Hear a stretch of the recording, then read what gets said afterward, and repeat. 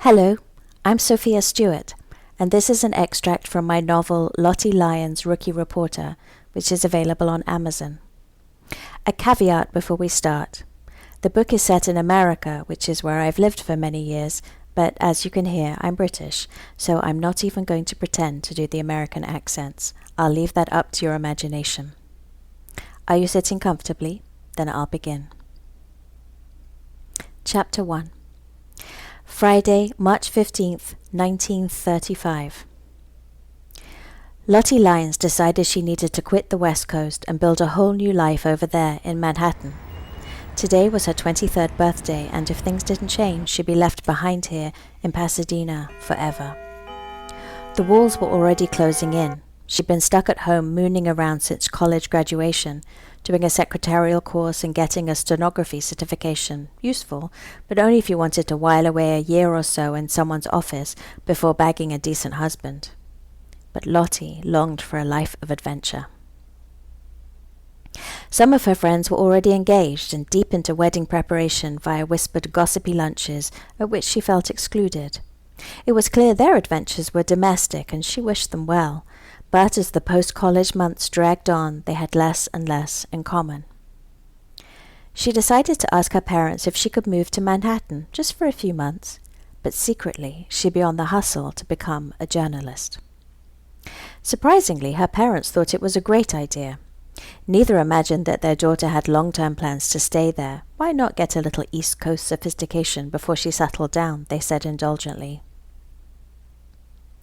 Her father booked Lottie a sleeping berth on the Santa Fe line to Chicago, where she changed for the 20th Century Limited. This was the express and took her right through to Grand Central Station. Incurably curious, Lottie spent the entire trip interviewing her fellow passengers for an article about the people you meet on trains. It would be something more to offer editors when she arrived in the city.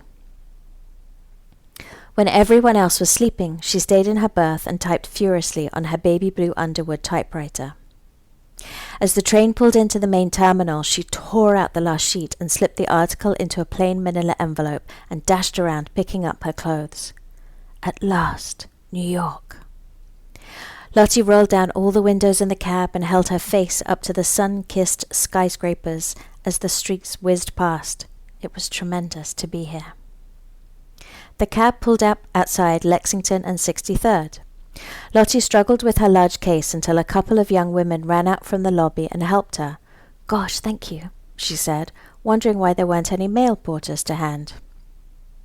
"It's all girls here," said one of them, who was surprisingly strong, taking Lottie's bag and heaving it onto a trolley, then wheeling it through the lobby and into the service elevator. Her name was Marla, and she was Lottie's new roommate.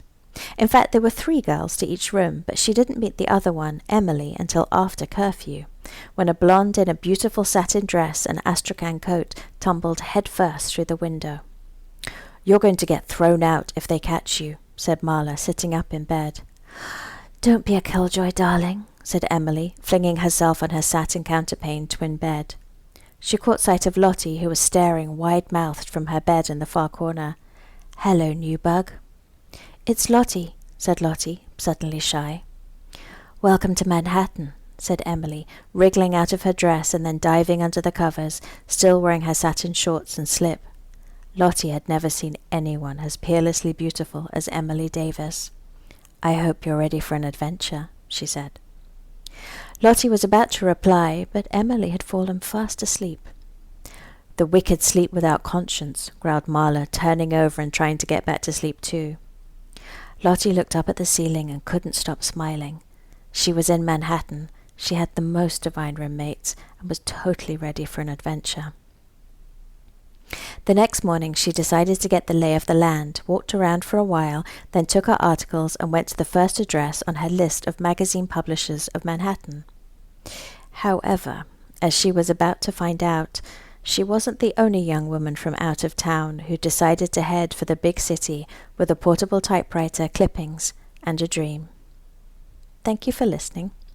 Lottie Lyons' Rookie Reporter is out now, available on Amazon.